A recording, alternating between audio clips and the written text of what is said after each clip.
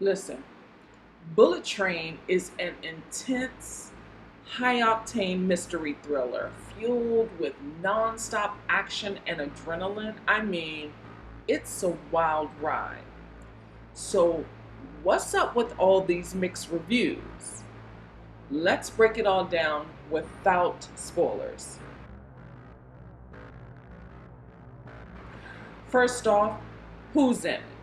Oh, the cast is stacked. You got Brad Pitt, Joey King, Sandra Bullock, Brian Tyree Henry, Aaron Taylor Johnson, Andrew Koji, Hiroyuki Sanada, Karen Fukuhara, Michael Shannon, Bad Bunny, Zazie Beetz, and two uncredited cameos that'll have you cracked up. Uber stacked. All right, cool. But what's it about? Very simple.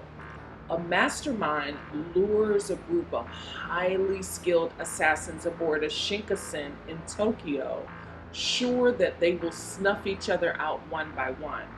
And whoever's lucky enough to survive this deadly train ride will be their target at the end of the line. Now, again, this is an intense, semi contained, plot driven, high concept film that uses flashbacks not only to elevate the action, because these flashbacks are full of action, but also to drive the plot and unfold the mystery. Flashbacks are generally used to flesh out backstory and character motivation.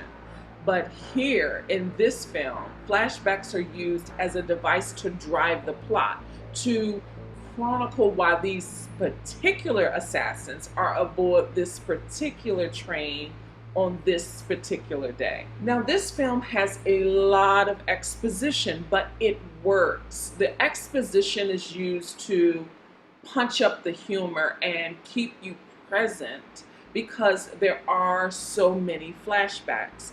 Each character in this film is the hero of their own story and journey. So it's very easy to root for any of them, take your pick, or none of them at all.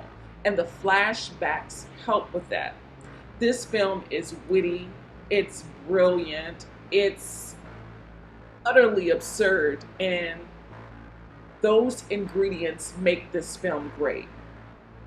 Now, Bullet Train has and I know this is going to sound wild and it contradicts the reviews out there, but to my mind, Bullet Train has the style and technique of Guy Ritchie, or on the level of a Guy Ritchie film. So why are critics and reviewers claiming that it is inferior to Guy Ritchie's aesthetic? This is what I've come up with.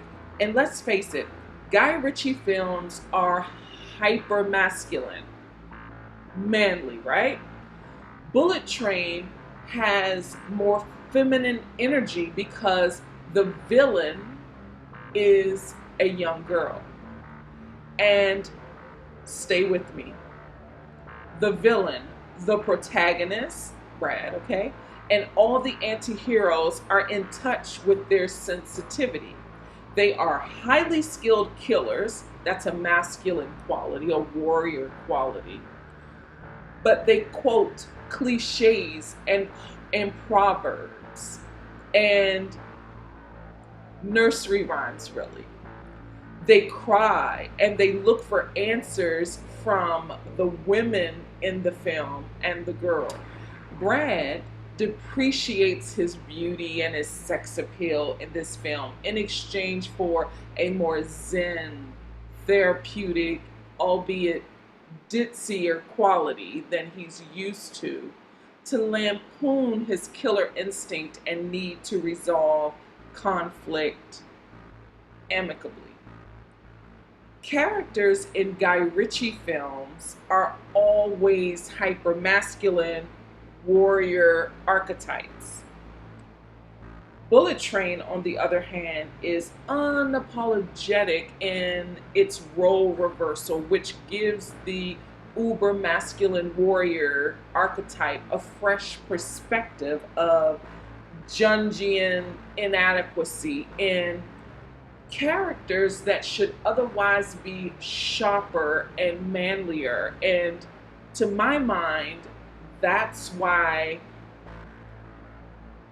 people are seeing it as an inferior film to Guy Ritchie. Like, I think what they're seeing, because the action is there, the editing is there, the music, everything is there. All of the qualities of a Guy Ritchie film is in this film. It's in this film, except all these men are trying to settle the inner conflict.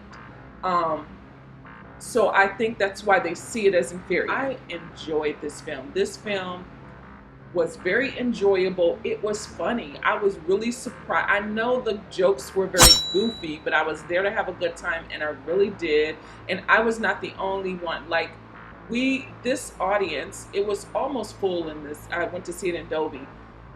And I mean, we were cracking up. And sometimes I was laughing because I was laughing before the joke landed because I knew where it was going. So there is, some of it is predictable, and some is very unpredictable. Like, there was one or two jump scares, and some gore, like blood, very intense bloody scenes, which I also enjoyed. But the crowd, the audience was into this film. If you are going there for a good time, you're going to enjoy this film. Like, there are some shockers.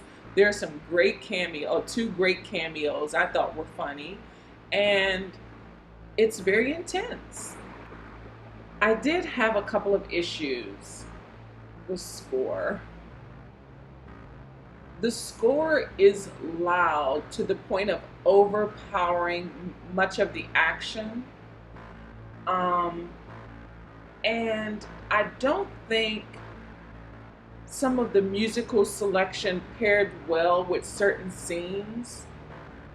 It seemed out of sync, some of the music with the action sequences. It was just a weird feeling. And then there is a snake. I hate seeing snakes. Like, I don't want to look in their direction because I don't want it in my subconscious. And this snake is basically a supporting character. Like, it's there. It's prevalent in this film, and they repulse me. I just don't like seeing snakes. But I didn't like that. But overall, this film is worth a watch. And if you can, see it in, I like Dolby. I like the experience of Dolby. But see it in IMAX or Dolby, because see it on the biggest screen you can. I think that's what I'm trying to say. See it on the biggest screen that you can. I think that is that'll be the best experience you have watching this. Again, there are a couple of jump scares, or they were to me, and lots of blood. So keep that in mind. I think director David Leitch, he's a former stuntman with a trained eye on angling the shots of the stunts perfectly. And I think he did a great job with that background as a stuntman, because the stunts are filmed and edited very beautifully. So I think he did a very great job, and how he edited the film added to the thrills even more. He really banged up the action sequences. It was really great. I think he did a great job. By the way, his next project, to all the Gen Xers, his next project is The Fall Guy, and I am so excited to see what he does with this property. And if Bullet Train is any indication, I think it's going to be incredible. Now, I think that John Krasinski would have made a great Colt Seavers, but Ryan Gosling has, I believe he's already slated to play this character. So we'll have to see how that goes. But long as they do Lee Majors justice, I'm fine. In closing, Bullet Train is smart, action-packed, hilarious, and again, intense, with one of the most turbulent third acts of any film released this year. You gotta see this film. Please don't let people sway you from seeing this film.